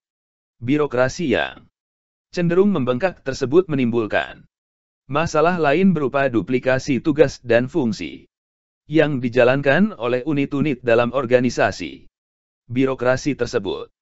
Akibatnya unit dan orang-orang yang ada di dalamnya mengerjakan pekerjaan-pekerjaan yang sama sehingga mengakibatkan terjadinya inefisiensi. 3. Red tape. Cara kerja birokrasi yang prosedural, lamban dan berbelit-belit mengakibatkan para pengguna layanan harus memberikan adisional cost, biaya tambahan berupa suap, sogok, uang pelicin, atau uang rokok, untuk mempercepat proses atau membypass prosedur yang dibutuhkan untuk memperoleh. 4. Konflik kewenangan. Birokrasi yang cenderung membengkak dari waktu ke waktu mengakibatkan demarkasi antara kewenangan unit organisasi yang satu dengan yang lain menjadi makin kabur dan bahkan tumpang tindih. Hal tersebut sering menimbulkan konflik kewenangan. 5. korupsi, kolusi dan nepotisme, KKN. Birokrasi yang strukturnya tertutup, hierarkis, kaku, dan penuh dengan aturan membuat masyarakat awam sulit memahami apalagi mengontrol cara kerja birokrasi. Hal tersebut membuat para birokrat yang ada di dalamnya dengan mudah melakukan praktik KKN di balik tampilan birokrasi. Kolektivisme. Birokrasi untuk tujuan-tujuan negatif. Melanggengkan kekuasaan mereka yang seperti ini sering disebut sebagai Orwellian bureaukrasi. Istilah tersebut merujuk pada nama George Orwell yang mengangkat isu tentang oligarki kolektif dalam buku fiksinya yang berjudul 1984. 6.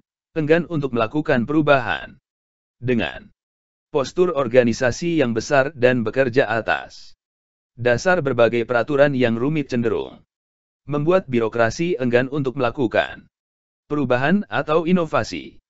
Penyakit ini sering disebut sebagai bureaucratic inertia. Oleh karena itu tidak heran jika birokrasi cenderung mempertahankan pola pikir, pola kerja, dan pola tindak yang sudah diadopsi dan dilakukan terus-menerus. Situasi yang seperti ini membuat mereka selalu dalam zona nyaman dan menikmati status quo tersebut. Sebagai seorang ASN, coba bayangkan apa yang akan terjadi dengan kualitas pelayanan publik di Indonesia ketika birokrasi sebagai organisasi yang diandalkan untuk menyelenggarakan pelayanan publik dihinggapi berbagai penyakit tersebut. Sudah dapat diduga, kualitas pelayanan publik di Indonesia masih jauh dari harapan. Seperti jenis penyakit yang menggerogoti tubuh birokrasi di Indonesia, pelayanan publik di Indonesia juga dicirikan dengan berbagai macam persoalan, seperti 1. Biayanya yang mahal. 2. Prosedurnya sulit dipenuhi dan harus melalui tahapan yang berbelit-belit. 3. Pemberi layanan tidak ramah. 4. Diskriminatif. 5. Tidak ada kepastian kualitas dan waktu penyelesaian layanan. 6. Tidak transparan. 7. Tidak responsif terhadap kebutuhan warga negara. 8. Ditandai praktik KKN. Buruknya kualitas pelayanan publik di Indonesia secara nyata juga tercermin dari hasilnya. Di dalam hal pelayanan dasar, misalnya bidang pendidikan dan kesehatan, buruknya kualitas pelayanan publik yang diselenggarakan oleh birokrasi membuat kualitas SDM Indonesia menduduki posisi buncit di ASEAN. Apabila ukuran kualitas tersebut diukur dengan indikator Human Development Index, HDI, skor HDI kita lebih rendah dibanding Singapura, Malaysia, Thailand, dan Filipina.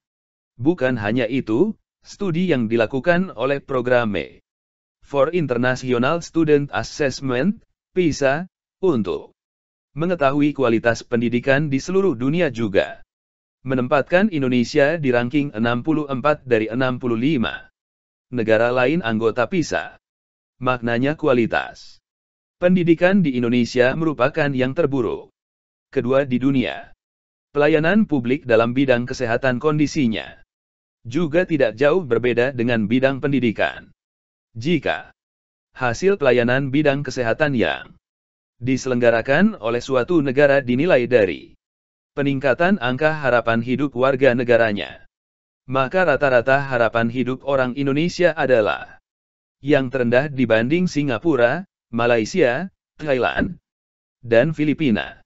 Hal ini berarti menunjukkan bahwa sistem yang dibangun untuk memberikan pelayanan publik dalam bidang kesehatan di Indonesia kalah jauh dengan negara-negara ASEAN yang lain. Oleh karena itu tidak mengherankan jika dari waktu ke waktu masyarakat Indonesia makin banyak yang memilih berobat ke Singapura dan Malaysia karena di negara-negara tersebut kualitas pelayanan kesehatan yang diberikan jauh lebih baik dibanding dengan yang diselenggarakan di Indonesia. Dalam bidang pelayanan publik sebagai konsekuensi kebijakan pemerintah untuk memberikan perlindungan kepada warga negara dan mengatur kompetisi di antara warganya. Kualitas pelayanan publik yang diberikan oleh pemerintah juga masih jauh dari memuaskan. Banyak keluhan yang disampaikan oleh masyarakat terkait masih buruknya pelayanan untuk memperoleh KTP, SIM, akte kelahiran, akte tanah, dan lain sebagainya. Kasus KKN dalam bidang pelayanan IMB yang ditemukan di kota Surabaya berikut hanyalah sedikit dari ribuan kasus lain yang dengan mudah dapat ditemukan di Indonesia apabila berbicara tentang praktik KKN dalam pelayanan administratif. Kasus KKN dalam pengurusan IMB tersebut mengkonfirmasi salah satu dari berbagai patologi birokrasi sebagaimana telah diuraikan di atas. Banyaknya persyaratan yang harus dipenuhi untuk memperoleh IMB serta tahapan-tahapan yang harus dilalui yang sangat panjang dan berbelit-belit sering kali mengkondisikan terjadinya demand supply korupsi. Pada sisi pengusaha, mereka membutuhkan kepastian dan kecepatan agar pekerjaan mereka dapat segera selesai sesuai dengan permintaan konsumen. Di sisi yang lain para birokrat membutuhkan tambahan penghasilan untuk menutup rendahnya insentif yang mereka terima. Pasar korupsi sebagaimana ditemukan dalam kasus pelayanan IMB dapat terjadi di berbagai pelayanan publik yang lain.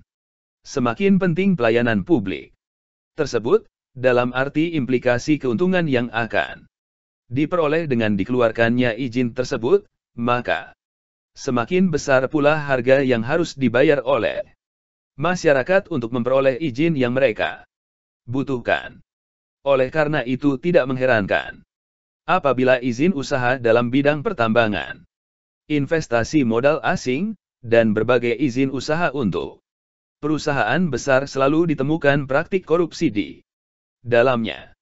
Celakanya, kondisi yang demikian tersebut justru mendatangkan keuntungan bagi para birokrat dari sisi ekonomi maupun status sosial. Dengan berbagai prosedur yang rumit dan struktur yang hierarkis boleh dikatakan semua orang takut pada birokrat yang menduduki puncak tangga struktur tersebut karena dia yang akan menentukan mati atau hidupnya nasib banyak orang. Sehingga siapapun yang berurusan dengan birokrasi akan dengan sukarela memberikan berbagai bentuk ekspresi ucapan terima kasih apabila urusan mereka terselesaikan. Dengan kedudukan yang tinggi tersebut seorang birokrat juga mengontrol sumber daya, terutama anggaran yang sangat besar, kewenangan yang besar terhadap anggaran, sementara seorang birokrat bekerja dalam organisasi birokrasi yang tertutup dan rumit dengan berbagai peraturan yang tidak dapat dipahami oleh masyarakat awam sehingga membuat masyarakat sulit melakukan kontrol, jelas akan menimbulkan peluang-peluang penyalahgunaan anggaran.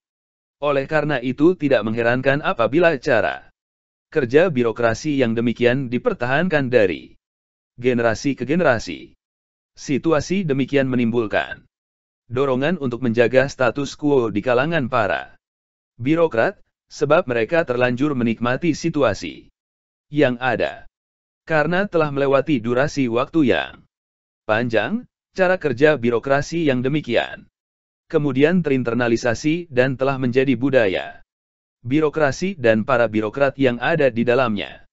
Budaya birokrasi yang berkembang selama ini tentu saja tidak cocok untuk dipertahankan, apalagi dikembangkan bila kita ingin melihat kualitas pelayanan publik yang lebih baik di Indonesia di masa mendatang. Setelah prinsip dasar pelayanan dipahami, seorang ASN baru akan dapat menjalankan prinsip-prinsip pelayanan sebagai panduan agar pelayanan publik yang baik dapat diwujudkan, yaitu I. Partisipatif, 2. Transparan, 3. Responsif, 4. Tidak diskriminatif, V. Mudah dan murah, 6. Efektif dan efisien, 7. Aksesibel, 8. Akuntabel, dan 9. Berkeadilan. Prinsip-prinsip dasar dan prinsip-prinsip pelayanan Publik yang baik tersebut tentu tidak akan dengan mudah dapat dilaksanakan tanpa didukung oleh perubahan pola pikir ASN terhadap cara kerja birokrasi yang selama ini mengidap berbagai penyakit, sebagaimana sudah dijelaskan di depan. Birokrasi pemerintah wajib bertanggung jawab untuk memberikan pelayanan kepada masyarakat profesional, tidak diskriminatif, dan melihat publik sebagai customer dan citizen. Karena itu perlu dikembangkan adanya kesadaran tentang siapa yang melayani dan siapa yang dilayani. Dalam perkembangannya budaya pelayanan harus dipandang sebagai sebuah proses belajar yang menghasilkan bentuk baru serta pengetahuan dan kepandaian yang baru. Sebagai sebuah proses belajar budaya pelayanan harus dapat melakukan perubahan kebiasaan, perubahan nilai, dan perubahan pola pikir atau paradigma pelayanan. Perubahan paradigma pelayanan dari peningkatan kepuasaan internal birokrasi ke arah peningkatan kepuasaan masyarakat, yaitu ukuran keberhasilan. Kinerja pelayanan adalah sampai sejauh mana masyarakat merasa puas terhadap pelayanan yang diberikan oleh para pegawai ASN. Budaya pelayanan itu terartikulasi melalui sikap, nilai-nilai kepentingan bersama, dan tingkah laku dari para pegawai ASN dalam memberikan pelayanan. Apa turunan secara lebih operasional dalam menerjemahkan budaya birokrasi yang melayani masyarakat tersebut? 1. Birokrasi harus memiliki kode etik untuk mengatur hal-hal apa saja yang secara etis boleh dan tidak boleh dilakukan, misalnya yang terkait dengan konflik kepentingan. Dalam menyelenggarakan pelayanan publik jika terjadi konflik kepentingan, maka aparatur ASN harus mengutamakan kepentingan publik daripada kepentingan dirinya sendiri. 2. Pegawai ASN harus menerapkan budaya pelayanan dan menjadikan prinsip melayani sebagai suatu kebanggaan. Munculnya rasa kebanggaan dalam memberikan pelayanan akan menjadi modal dalam melaksanakan pekerjaan. Semakin banyak orang memberi, maka akan semakin banyak yang kita peroleh. Semakin banyak melayani akan semakin banyak pula kita mendapatkan pelayanan. Prinsip melayani juga menjadi dasar dalam memberikan pelayanan dan harus diatur dengan prosedur yang jelas. 3. Birokrasi harus memiliki kode of conduct. Bagaimana cara birokrasi bertingkah laku dalam memberikan pelayanan kepada masyarakat, warga negara? Birokrasi harus memiliki SOP yang jelas dalam memberikan pelayanan, misalnya dengan menerapkan prinsip 3S: senyum, sapa, salam. 4. Birokrasi harus memiliki etika profesionalisme sebagai seorang birokrat. Sebagai sebuah profesi, birokrat dituntut mengikuti sumpah profesinya sebagai seorang pelayan publik. Dalam membuat keputusan yang terkait pelayanan publik seorang birokrat harus menggunakan judgemen profesionalnya, bukan judgemen emosional terkait dengan ikatan primordial dan kepentingan pribadi birokrat tersebut. Budaya pelayanan akan sangat menentukan kualitas pemberian layanan kepada masyarakat. Menurut Ancok et al. 2014, budaya pelayanan yang baik akan berdampak positif terhadap kinerja organisasi dengan mekanisme sebagai berikut. 1. Budaya pelayanan akan berjalan dengan baik apabila terbangun kerja tim di dalam internal organisasi. Sebagaimana diketahui, sukses sebuah organisasi bersumber dari kerjasama yang baik semua karyawan. Melalui kerjasama yang baik, pekerjaan dalam memberikan pelayanan dapat diselesaikan dengan lebih cepat dan memberikan hasil terbaik bagi pengguna layanan. Fokus utama untuk memberikan kepuasan kepada masyarakat harus menjadi prinsip utama ASN dalam bekerja. 2. Faktor lain yang perlu diperhatikan dalam membangun budaya pelayanan adalah pemahaman tentang pelayanan prima. Budaya pelayanan prima inilah yang harus menjadi Dasar ASN dalam penyediaan pelayanan. Pelayanan prima adalah memberikan pelayanan sesuai atau melebihi harapan pengguna layanan. Berdasarkan pengertian tersebut, dalam memberikan pelayanan prima terdapat beberapa tingkatan, yaitu 1. Memenuhi kebutuhan dasar pengguna, 2. Memenuhi harapan pengguna, dan 3. Melebihi harapan pengguna jasa. Mengerjakan apa yang lebih dari yang diharapkan. 3. Pemberian pelayanan yang prima akan berimplikasi pada kemajuan organisasi. Apabila pelayanan yang diberikan prima, baik, maka organisasi akan menjadi semakin maju. Implikasi kemajuan organisasi akan berdampak antara lain. 1. Makin besar pajak yang dibayarkan pada negara. 2. Makin bagus kesejahteraan bagi pegawai, dan 3. Makin besarnya fasilitas yang diberikan pada pegawai. 4. Pemberian budaya pelayanan prima menjadi modal utama dalam memberikan kepuasan pelanggan. Pemberian kepuasan kepada pelanggan menjadi salah satu kewajiban dan tanggung jawab organisasi penyedia pelayanan.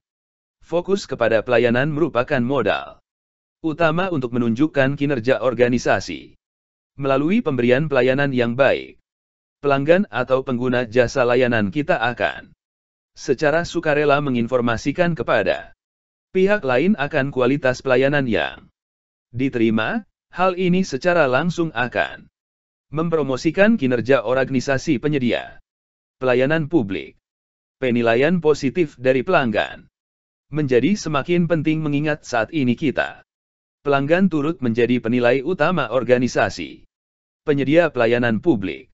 Contoh, salah satu unsur dalam penilaian pelaksanaan reformasi birokrasi, sebagaimana diatur dalam Permenpanerbe No. 14 Tahun 2014 tentang penilaian mandiri pelaksanaan reformasi birokrasi, survei kepuasan pelanggan menjadi salah satu indikator keberhasilan pelaksanaan reformasi birokrasi.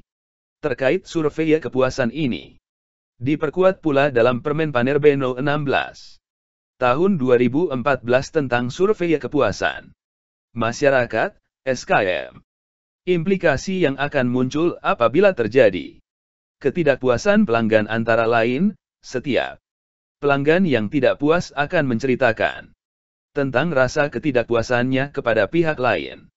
Selanjutnya orang yang diceritakan akan menceritakan kembali ke orang yang lain lagi.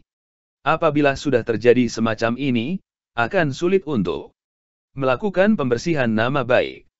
Hal ini yang sampai sekarang masih menjadi penyebab citra buruk pelayanan yang dikelola pemerintah, meskipun sudah cukup banyak organisasi pemerintah yang melakukan perubahan dalam pengelolaan pelayanan publik.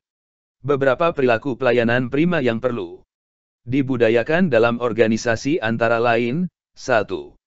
Menyapa dan memberi salam, 2. Ramah, 3. Cepat dan tepat waktu, 4. Mendengar dengan sabar dan aktif, 5. Penampilan yang rapi, 6. Jangan lupa mengucapkan terima kasih, 7. Mengingat nama pelanggan, dan 8. Perlakukan pelanggan dengan baik. Selain ke-8 perilaku tersebut, yang dapat dijadikan acuan dalam pemberian pelayanan adalah prinsip tender loving care, memperlakukan orang lain pelanggan sebagaimana ingin diperlakukan. Misalnya, seseorang yang ingin diperlakukan dengan senyum dan pemberian pelayanan yang cepat, maka berikanlah senyum ketika memberikan pelayanan dan lakukan pelayanan dengan cepat. Prinsip-prinsip pelayanan prima antara lain: 1. Responsif terhadap pelanggan, memahami pelanggan agar kita bisa memahami pelanggan dan lebih responsif dalam memberikan pelayanan. Terlebih dahulu kita harus tahu siapa pelanggan kita, dan apa yang diperlukan dari pelayanan yang kita sediakan. Pelaksanaan survei pelanggan, penyediaan kotak saran dan pengaduan untuk menjaring informasi dan keluhan, merupakan Salah satu strategi yang dapat dilakukan untuk memahami kebutuhan pelanggan. 2. Membangun visi dan misi pelayanan. Pembangunan visi dan misi pelayanan penting untuk mempermudah pelaksanaan pengukuran kinerja. Visi dan misi pelayanan dapat dibuat tersendiri dengan mengacu pada visi misi organisasi. Namun dapat pula menggunakan visi dan misi organisasi yang sudah ada. Sepanjang visi dan misi tersebut memperhatikan pemberian pelayanan yang berkualitas. 3. Menetapkan standar pelayanan dan ukuran kinerja pelayanan sebagai dasar pemberian pelayanan. 4. Pemberian pelatihan dan pengembangan pegawai terkait bagaimana memberikan pelayanan yang baik, serta pemahaman tugas dan fungsi organisasi. 5. Memberikan apresiasi kepada pegawai yang telah melaksanakan tugas pelayanannya dengan baik. Budaya pelayanan merupakan cerminan dari praktek komunikasi yang dibangun antara pemberi layanan dan penerima layanan. Komunikasi yang terjadi mempunyai andil dalam membangun iklim organisasi, juga berdampak pada membangun budaya organisasi. Organization culture, dalam memberikan pelayanan, yaitu nilai dan kepercayaan yang menjadi titik pusat organisasi. Iklim organisasi pelayanan adalah iklim organisasi yang menggambarkan suasana kerja organisasi atau sejumlah keseluruhan perasaan dan sikap orang-orang yang bekerja dalam organisasi, sedangkan budaya pelayanan merupakan sistem nilai dan akan mempengaruhi cara pekerjaan dilakukan dan cara para orang berperilaku. Iklim dan budaya organisasi pelayanan tersebut pada akhirnya berpengaruh terhadap efisiensi dan produktivitas pelayanan para pegawai ASN. Karena itu merupakan satu hal yang sangat penting untuk terus memelihara dan mengembangkan budaya pelayanan. Sebuah budaya yang kuat akan mewarnai sifat hubungan antar instansi atau organisasi pemberi pelayanan dengan pelanggannya. Budaya pelayanan dibentuk oleh sikap karyawannya serta manajemen organisasi pemberi pelayanan. Sikap pelayanan dapat digambarkan melalui 7P sebagai berikut. 1. Passionate, sangat bergairah bersemangat. Antusias. 2. Progressive, memakai cara yang terbaik termaju. 3. Proaktive, antisipatif, proaktif dan tidak menunggu. 4. Prompt, positif tanpa curiga dan kekhawatiran. 5. Patience, penuh rasa kesabaran. 6. Proporsional, tidak mengada-ada. 7. Punctual, tepat waktu. Sikap pelayanan bagi pegawai ASN berarti pengabdian yang tulus terhadap bidang kerja dan yang paling utama adalah kebanggaan atas pekerjaan. Sikap saudara dapat menggambarkan instansi organisasi saudara. Saudara adalah perwakilan organisasi secara langsung maupun tidak langsung. Karena itu budaya pelayanan dalam birokrasi pemerintahan akan sangat ditentukan oleh sikap pelayanan yang ditunjukkan oleh pegawai ASN. Rangkuman. Hal-hal fundamental dalam pelayanan publik, antara lain. Pelayanan publik merupakan hak warga negara sebagai amanat konstitusi. Pelayanan publik diselenggarakan dengan pajak yang dibayar oleh warga negara. Pelayanan publik diselenggarakan dengan tujuan untuk mencapai hal-hal yang strategis bagi kemajuan bangsa di masa yang akan datang. Pelayanan publik memiliki fungsi tidak hanya memenuhi kebutuhan-kebutuhan dasar warga negara sebagai manusia, akan tetapi juga berfungsi sebagai proteksi bagi warga negara. Bentuk-bentuk patologi birokrasi antara lain penggelembungan organisasi, duplikasi tugas dan fungsi, red tape, konflik kewenangan, korupsi kolusi, dan nepotisme, dan enggan berubah. Budaya birokrasi yang melayani masyarakat dapat dioperasionalisasikan dengan cara memiliki kode etik untuk mengatur hal-hal apa saja yang secara etis boleh dan tidak boleh dilakukan, menjadikan prinsip melayani sebagai suatu kebanggaan, memiliki kode of conduct atau SOP yang jelas dalam memberikan pelayanan. Memiliki etika profesionalisme sebagai seorang birokrat. Prinsip-prinsip pelayanan prima antara lain, responsif terhadap pelanggan, memahami pelanggan, membangun visi dan misi pelayanan, menetapkan standar pelayanan dan ukuran kinerja pelayanan, pemberian pelatihan dan pengembangan pegawai terkait bagaimana memberikan pelayanan yang baik, memberikan apresiasi kepada pegawai. 7 sikap pelayanan, antara lain, passionate, progressive, proaktive, prompt, patience, proporsional, punksional. Soal latihan. 1. Berikan contoh kasus praktik patologi birokrasi yang terjadi dewasa ini. 2. Sebut dan jelaskan 7 karakteristik kultur organisasi menurut Robbins. 3. Uraikan perkembangan budaya birokrasi publik di Indonesia. 4. Jelaskan kode of conduct yang harus dimiliki seorang birokrat. 5. Jelaskan mekanisme yang dapat berdampak positif pada kinerja organisasi yang berujung pada pelayanan publik yang baik. Bab 4. Praktik etiket pelayanan publik. A. Indikator keberhasilan. Pembahasan pada bab ini difokuskan pada materi praktik etiket pelayanan publik. Setelah mempelajari seluruh materi pada bab ini, diharapkan saudara dapat 1. Mendeskripsikan praktik etiket dalam pelayanan publik. 2. Memberi contoh praktik etiket pelayanan publik. B. Pengertian etiket dan etika. Secara etimologi kata etika berasal dari bahasa Yunani, yaitu ethos, yang berarti watak kesusilaan atau adat, kebiasaan, custom.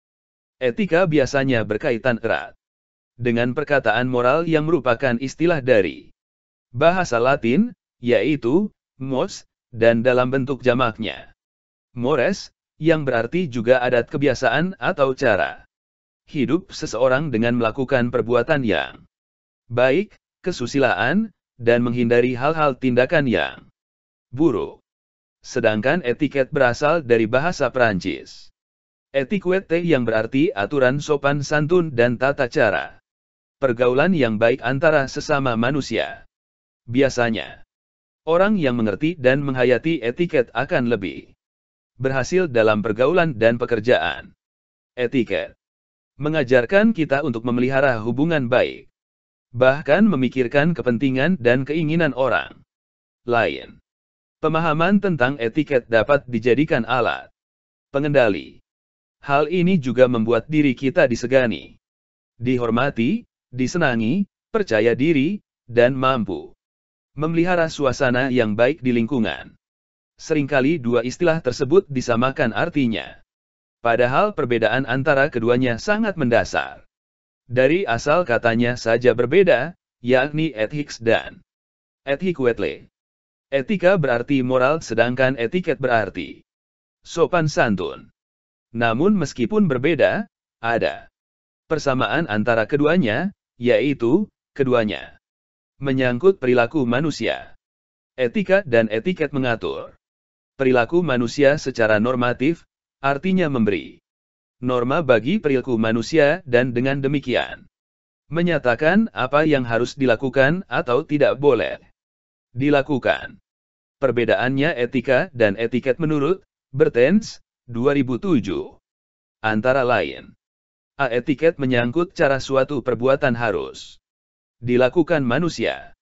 Di antara beberapa cara yang mungkin, etiket menunjukkan cara yang tepat, artinya cara yang diharapkan serta ditentukan dalam suatu kalangan tertentu. Etika tidak terbatas pada cara dilakukannya suatu perbuatan. Etika menyangkut pilihan, yaitu apakah perbuatan boleh dilakukan atau tidak. B. Etiket hanya berlaku dalam pergaulan. Bila tidak ada saksi mata, maka etiket tidak berlaku. Etika selalu berlaku meskipun tidak ada saksi mata, tidak tergantung pada ada dan tidaknya seseorang. C. Etiket bersifat relatif, artinya yang dianggap tidak sopan dalam suatu kebudayaan bisa saja dianggap Sopan dalam kebudayaan lain. Etika jauh lebih bersifat absolut. Prinsip-prinsipnya tidak dapat ditawar lagi. Etiket hanya memandang manusia dari segi lahiriah saja. Etika menyangkut manusia dari segi dalam. Orang yang bersikap etis adalah orang yang sungguh-sungguh baik. Etiket sebagai ketentuan tidak tertulis yang mengatur tindak dan gerak ASN.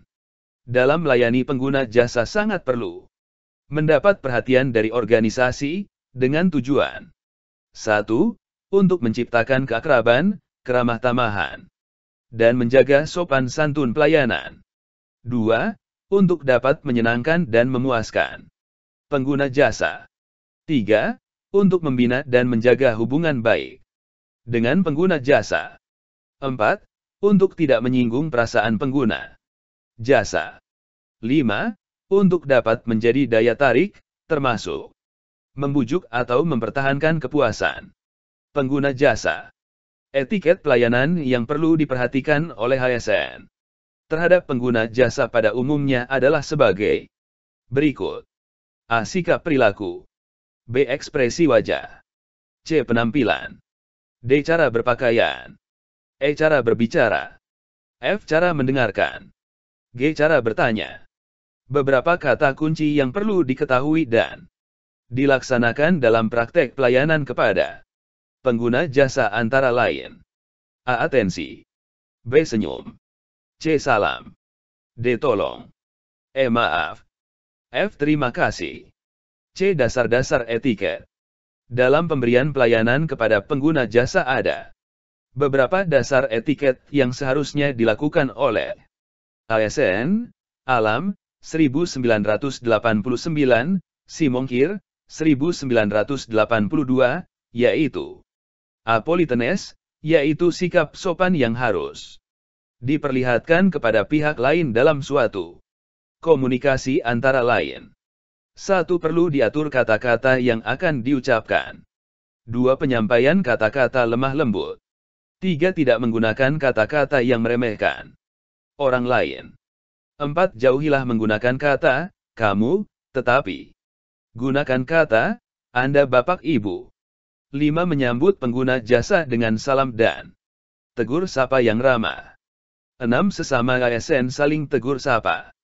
B. Respectful, yaitu sikap menghormati dan menghargai pihak lain, pengguna jasa, secara baik dan wajar. 1. Menghargai pendapat dan usul pengguna jasa.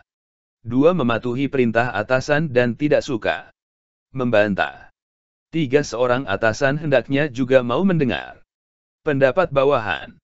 C. Attentive, yaitu sikap penuh perhatian yang diperlihatkan kepada pihak lain dan diberikan secara baik dan wajar.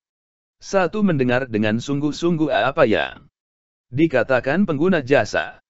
2. Seorang atasan hendaknya memperhatikan kondisi ASN. D. Kooperatif, yaitu sikap suka menolong pihak lain yang memang membutuhkan pertolongan, sementara kita sebenarnya sanggup dan mampu memberikan pertolongan. 1. Membantu pengguna jasa dalam kesulitan mengisi formulir. 2. Membantu sesama karyawan dalam kesulitan kerja. E. Toleransi, yaitu sikap tenggang rasa terhadap orang lain agar dapat diterima dan disukai di mana saja kita berada. F. Informality, yaitu sikap ramah yang kita perlihatkan kepada pihak lain, bukan sikap formal atau resmi, melainkan familiar, akrab, dan bersahabat. G. Self-control, adalah sikap menguasai diri dan mengendalikan emosi dalam setiap situasi. Kita selalu berusaha tidak menyinggung perasaan atau mengganggu pikiran orang lain. Dengan kata lain, kita harus memiliki kesabaran dalam menghadapi para pelanggan, terutama bersikap sabar terhadap pengguna jasa yang mungkin merepotkan, agar ia tidak kecewa, gusar atau membuat orang lain marah.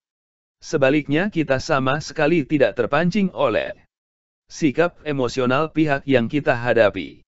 D. Manfaat etiket. Ada beberapa manfaat dari etiket.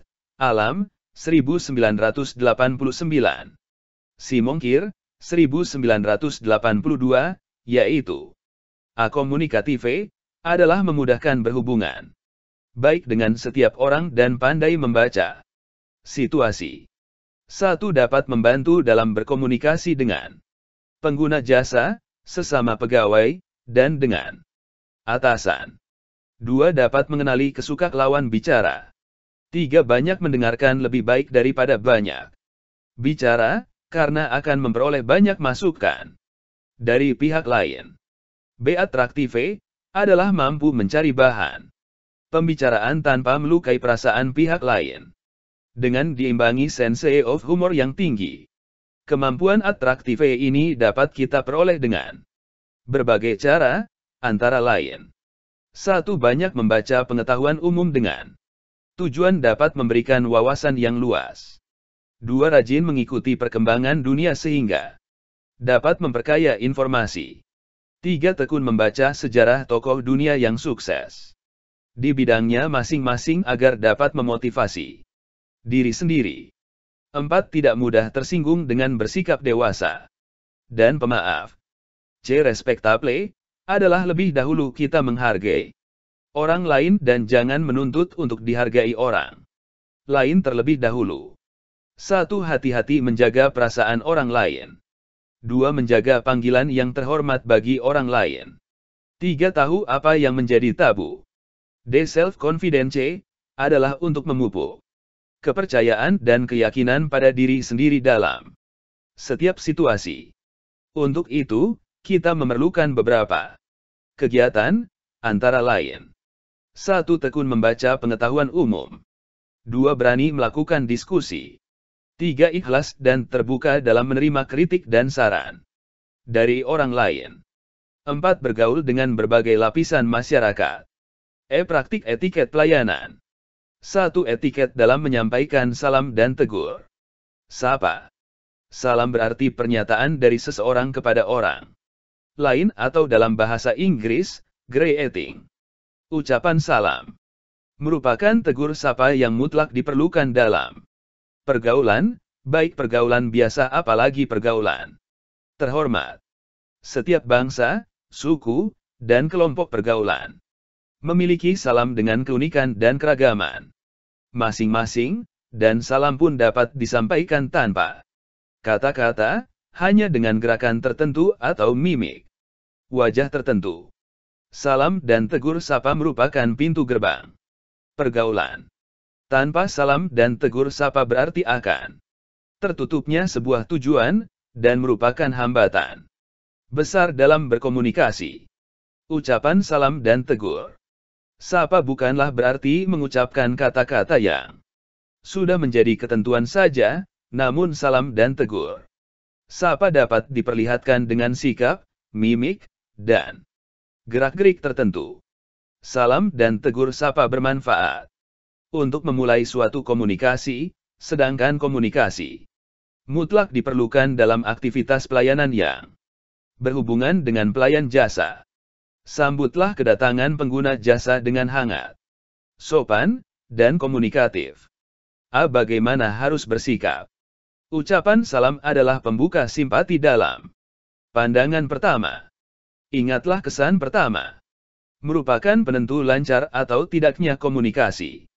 Adat sopan santun dan tegur sapa yang manis akan meningkatkan citra organisasi di hadapan pengguna jasa. Seorang ASN harus tahu bagaimana bersikap dan apa yang harus diucapkan dalam tugas melayani. Hendaklah dihayati benar-benar sopan santun, karena itu semua akan sangat berpengaruh terhadap kepuasan pengguna jasa.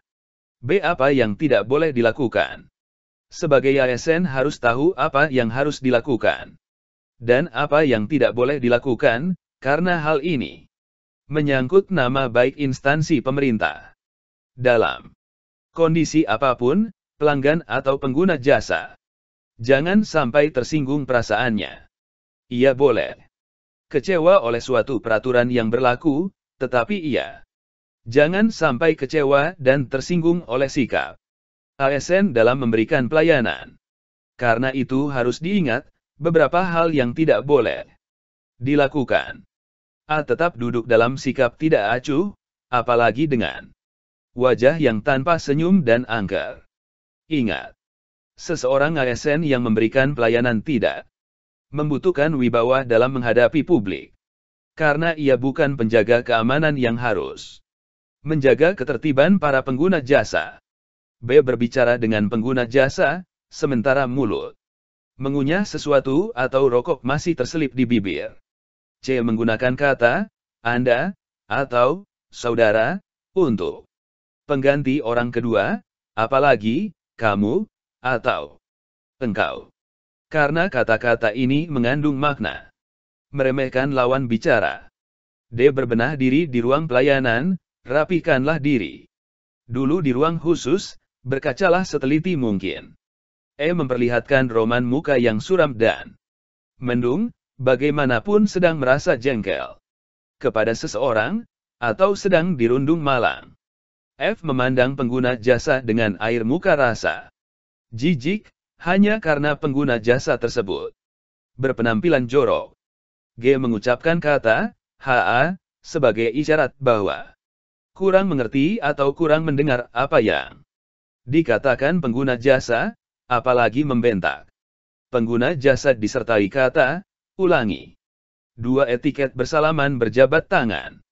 Jabat tangan dengan mantap dan sambil menatap lawannya akan memiliki kesan pertama yang baik.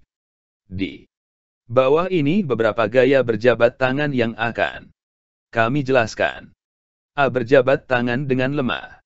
Gaya bersalaman yang terlalu lembut alias lemah menunjukkan rasa percaya diri yang kurang, selain juga tampak malas-malasan dan kurang menunjukkan minat. Latihlah untuk menjabat tangan lawan dengan genggaman lebih kuat dan erat. B. Berjabat tangan dengan sentuh jari. Gaya berjabat tangan yang hanya menyentuhkan ujung jarinya saja dapat menggambarkan kita lemas dan seperti tidak niat. Ini adalah kesan yang ditangkap bila menjabat tangan, karena biasanya hanya menyodorkan 4 ujung jarinya dengan sekilas. C. Berjabat tangan dengan full kontak. Gaya berjabat tangan ini biasanya genggamannya erat dan mantap, tapi tidak terlalu kencang. Sambil menggenggam tangan lawan, biasanya juga diikuti dengan eye kontak yang ramah. Ini gaya berjabat tangan yang bagus untuk menunjukkan rasa percaya diri yang cukup bagus tapi tidak berlebihan. Bersalaman adalah suatu kebiasaan yang baik dalam setiap kali manusia bertemu. Cara bersalaman yang wajar adalah dengan saling bergenggaman tangan, lalu digoyang-goyangkan sekedarnya, sebagai sambutan hangat, lalu dilepas dan tangan kembali pada posisi semula. Hal-hal yang perlu diingat dalam etiket bersalaman berjabat tangan. A. Tangan tidak perlu dikatupkan ke dada setelah bersalaman. B. Tidak perlu mencium tangan atasan, rasa hormat cukup ditampakkan dengan membungkukkan sedikit badan. C. Tataplah mata lawan bersalaman, jangan bersalaman sementara mata melihat ke arah lain, ini kesannya meremehkan lawan. D. Genggaman jangan asal-asalan saja, apalagi asal menyentuh ujung tangan, salam ini terasa kurang hangat dan hambar dalam pergaulan. E. Dalam acara resmi, sebaiknya menunggu atasan menyodorkan tangannya, baru menyambutnya. 3. Etiket bertamu dan menerima tamu. Cara menerima tamu harus dipelajari menurut sopan santun yang berlaku umum dan dilaksanakan secara baik agar dapat memberikan kesan yang profesional, menyenangkan, dan memuaskan yang pada gilirannya akan memberikan citra yang baik instansi pemerintah yang bersangkutan. Jika ada pengguna jasa ataupun tamu datang, ASN harus menyambutnya dengan seramah mungkin dan memberikan perhatian sepenuhnya. Hal-hal yang harus dilakukan oleh ASN antara lain: A. Segera bangun dari tempat duduk. B. Tersenyumlah. C. Sapa pengguna jasa dengan ucapan, selamat. D. Tanyakan, apa yang bisa dibantu. E. Jika tamu atau pengguna jasa ingin menemui pimpinan, minta ia untuk mengisi form atau buku. Tamu. F. Jika ia terpaksa menunggu, segera katakan, maaf. G. Jika ia bisa masuk, segera antarkan ia ke ruang. Pimpinan. Seorang ASN harus mengetahui dan menguasai etiket bertamu dan menerima tamu pada jam kerja. Hal-hal yang perlu diperhatikan antara lain, yaitu A. Buatlah janji bertemu. Sebelum bertemu dengan klien, buatlah perjanjian terlebih dahulu. Usahakan untuk tidak membuat perjanjian-perjanjian di jam-jam kerja yang sibuk. Berkompromilah untuk menetapkan waktu temu yang menyenangkan bagi kedua belah pihak. B. Konfirmasi ulang sebelum bertemu. Untuk mendapat kepastian dari klien mengenai jadi tidaknya pertemuan, sebaiknya dilakukan konfirmasi ulang sebelum bertemu. C. Cek tempat pertemuan. Cek dan pastikan tempat pertemuan. Hindari kemungkinan tersesat dan terlambat memenuhi janji. D. Pembicaraan singkat, jelas dan padat. E. Perhatikan penampilan. Ketika kita bertemu dengan setiap orang, kita harus berpenampilan rapi, segar dan bersih. F. Jaga sikap, bersikaplah ramah dan tulus agar suasana menyenangkan. 4. Etiket bertelepon. Siapapun sudah tahu cara menggunakan dan berbicara di telepon. Karena benda yang satu ini memang sangat familiar di antara alat komunikasi lainnya. Tetapi, meskipun berbicara di telepon itu mudah, ada etiket dan aturan tersendiri. Kita tidak bisa langsung nyerocos ini. Itu begitu ada nada, halo, di seberang sana. Sekalipun ASN bukan operator telepon, ASN perlu tahu aturan dalam bertelepon. Karena apapun pekerjaan kita, pasti tak terlepas dari urusan komunikasi terutama melalui media telepon. Kegunaan telepon di sebuah kantor sangat begitu penting. Dengan telepon, kita dapat memperoleh informasi penting dari luar dan juga sebaliknya. Kita dapat memberikan informasi keluar secara lisan tanpa perlu bertatap muka. Untuk seorang ASN, kegunaan telepon sangat dibutuhkan sekali. Oleh karena itu, seorang ASN harus mengetahui beberapa hal mengenai etiket bertelepon.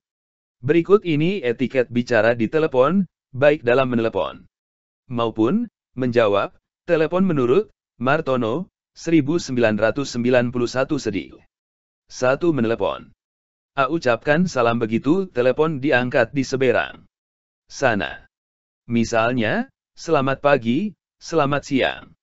Jangan sampai ketika telepon diangkat kita langsung pada pembicaraan, karena bisa dianggap kurang sopan. B. Setelah mengucapkan salam, sebutkan identitas diri kita dengan jelas lalu kemukakan keinginan kita untuk berbicara dengan orang yang kita tuju. C. Ucapkan terima kasih jika kita disuruh menunggu. Jangan menggerutu atau ingin buru-buru, misalnya. Cepetan ya penting nih. Jika ternyata orang yang kita cari tidak ada di tempat, sampaikan keinginan kita untuk meninggalkan pesan. Sebelumnya tanyakan dulu, apakah saya bisa meninggalkan pesan? Jika bisa, beritahukan pesan kita dengan jelas. Jangan lupa sebutkan identitas diri kita sekali lagi, seperti nama, nomor telepon, dan alamat kantor. D. Ucapkan terima kasih dan salam untuk mengakhiri pembicaraan. 2. Menjawab telepon. A. Ucapkan salam begitu kita mengangkat telepon. Jangan mengangkat telepon sebelum lebih dari 3 kali deringan. Kemudian sebutkan nama kita dan instansi kita. Misalnya, selamat siang. Lembaga Administrasi Negara dengan bla, bisa saya bantu? B. Bila si penelepon menanyakan keberadaan orang lain, tanyakan terlebih dulu siapa namanya sebelum kita memberitahukan keberadaan orang yang dicarinya. Seperti, maaf dengan siapa saya bicara. C. Bila orang yang dituju tidak ada di tempat, beritahukan dengan sopan dan tawarkan padanya untuk meninggalkan pesan. Maaf Pak Rudi. Sedang tidak ada di tempat. Anda mau meninggalkan pesan? Jika ia meninggalkan pesan, catat isi pesannya dengan jelas. Jangan pernah lupa mencatat nama dan nomor telepon si penelepon. D. Pastikan si penelepon percaya bahwa kita akan menyampaikan pesannya dengan baik. Saya akan segera sampaikan pesan Anda. Kemudian, ucapkan salam ketika mengakhiri pembicaraan. Pada intinya usahakan untuk selalu sopan dalam berbicara di telepon. Ingat, meskipun tidak bertatap muka secara langsung, dari nada dan cara kita bicara di telepon, orang akan mudah membaca karakter kita. Hal-hal yang harus dilakukan atau diperhatikan oleh ASN dalam etiket bertelepon antara lain: A. Menyiapkan bahan pembicaraan sebelum menelepon. B. Mengucapkan salam sebagai pembuka kata. C. Menggunakan nada suara yang ramah dan wajar. D. Menyebutkan identitas diri atau instansi pemerintah kita. E. Melakukan pembicaraan yang ringkas dan tertuju pada soal yang penting saja. F. Menggunakan kalimat atau kata-kata yang jelas, tidak bertele-tele, dan mudah dipahami. G. Menggunakan bahasa yang baik dan volume suara yang cukup. H. Mengakhiri setiap pembicaraan dengan ucapan terima kasih ataupun selamat pagi, siang, sore. Hal-hal yang jangan atau tidak boleh dilakukan oleh ASN dalam etiket bertelepon antara lain: A. Menganggap bahwa panggilan telepon merupakan gangguan pekerjaan. B. Membiarkan pesawat telepon berdering terlalu lama. C. Menggunakan kalimat bernada perintah. D. Menggunakan suara yang keras dan bernada kesal, marah. E. Membicarakan hal-hal yang bersifat rahasia. F. Melakukan pembicaraan dengan seseorang sambil menelepon dengan orang lain. G. Melakukan pembicaraan terlalu cepat sehingga sulit dipahami. H. Menghentikan pembicaraan yang masih belum selesai secara tiba-tiba, dan I. Menutup gagang telepon dengan keras sehingga menimbulkan suara. 5. Etiket menangani keluhan pelanggan. Berikut adalah beberapa etiket dalam menangani keluhan menurut Kevin Steers yang seharusnya Anda lakukan. A. Mendengarkan dengan baik. Berikan perhatian Anda secara penuh. Jangan mengerjakan hal lain. Jangan separuh mendengarkan. Tuliskan apa yang mereka katakan pada Anda dan dapatkan hal-hal yang spesifik. Pastikan Anda memahaminya. Hanya fokus pada mereka. B. Biarkan mereka berbicara. Jangan menyela. Jangan menjelaskan, mempertahankan diri, atau memberikan penilaian. Mereka tidak peduli dengan masalah yang terjadi pada organisasi Anda dan mereka tidak menginginkan cerita versi Anda. Mereka marah dan ingin melampiaskannya, jadi biarkan demikian. C. Meminta maaf dengan tulus. Ini sulit dilakukan terlebih jika Anda bukan yang menyebabkan masalah. Jika dalam situasi ini Anda meminta maaf, Anda tidak dipersalahkan karena telah menyebabkan masalah.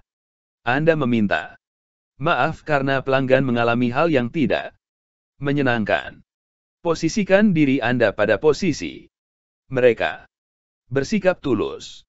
D. Tanyakan pada mereka bagaimana Anda bisa memperbaikinya, dan lakukan dengan lebih. Terlalu banyak pegawai yang tidak menanggapi baik keluhan atau generik, stop respon. Cara yang lebih baik adalah menanyakan apa yang mereka inginkan dengan bersikap sopan. E. Meyakinkan mereka Anda akan memperbaiki masalah karena Anda sudah mendengarkan dan memahami keluhan mereka. Anda mengerti mengapa mereka begitu kesal. Ambil langkah berikutnya dan yakinkan mereka bahwa Anda akan mengambil tindakan pencegahan agar tidak terulang kembali. Jika tidak, mengapa mereka harus kembali lagi? Namun, Anda juga harus memperbaiki masalah tersebut. F. Berterima kasih pada mereka. Tanpa feedback langsung dari pelanggan, kita tidak Tahu apa yang bisa kita berikan pada pelanggan. Saat mereka mengatakan bahwa kita gagal, mereka memberikan informasi yang berharga bagaimana kita bisa meningkatkan kinerja organisasi kita. Mereka mengatakan pada kita apa yang perlu dilakukan agar pelanggan kembali lagi. Jadi, berterima kasihlah atas bantuan mereka. Sangat jarang menemukan pelanggan yang bersedia meluangkan waktu dan upayanya untuk memberikan feedback. Berterima kasih pada mereka akan membuat mereka akan selalu kembali pada Anda. Jika pegawai menangani setiap keluhan pelanggan dengan menggunakan langkah-langkah ini, akan lebih banyak pelanggan yang kembali pada Anda. Anda akan memiliki kinerja yang lebih baik karena keadaannya yang membaik. Pelanggan yang loyal adalah dasar dari usaha yang sehat dan bertahan lama. Rangkuman. Etika dan etiket mengatur perilaku manusia secara normatif, artinya memberi norma bagi perilaku manusia. Dan dengan demikian menyatakan apa yang harus dilakukan atau tidak boleh dilakukan. Etiket pelayanan yang perlu diperhatikan oleh ASN terhadap pengguna jasa pada umumnya adalah sebagai berikut: sikap, perilaku, ekspresi wajah, penampilan, cara berpakaian, cara berbicara, cara mendengarkan, cara bertanya. Beberapa etiket dasar yang seharusnya dilakukan oleh ASN antara lain: politeness, respectful, attentive, cooperative, tolerance, informality, self-control. Beberapa manfaat dari etiket antara lain: komunikative, atraktive, respectable, dan self-confidence. Beberapa praktik etiket dalam pelayanan: etiket dalam menyampaikan salam, etiket dalam berjabat tangan, etiket dalam menerima tamu, etiket dalam bertamu menerima tamu, dan etiket dalam menangani keluhan pelanggan. Soal latihan. 1. Jelaskan perbedaan antara etiket dan etika. 2. Jelaskan dasar-dasar etiket dalam pemberian pelayanan publik. 3. Jelaskan tujuan dan manfaat etiket dalam pemberian pelayanan publik. 4. Berlatih praktik penerapan etiket pelayanan publik. B. Menyampaikan salam. C. Berjabat tangan. D. Bertemu dan menerima tamu. E. Bertelepon. F. Menangani keluhan pelanggan. Sekian dan terima kasih.